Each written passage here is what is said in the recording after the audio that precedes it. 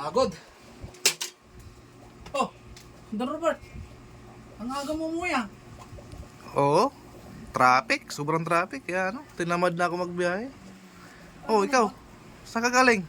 Galing ako sa barangay. Oh, bakit? Anong ginawa mo doon? Pinatawag ako doon dahil kapitbahay namin. Anong ginawa mo? Sinabihan pa naman ako ng pangit, hindi sinuntok ko. Ay, loko. Eh, Don Robert, tanungin kita. Pangit ba talaga ako? Pangit? Hindi ah. Pogi-pogi mo ngayon. Cute ka nga, oh. Cute ka nga, oh. Yun naman pala eh. Bakit sinasabihan akong pangit? Sinuntok ko tuloy. Oh, mali nila yun.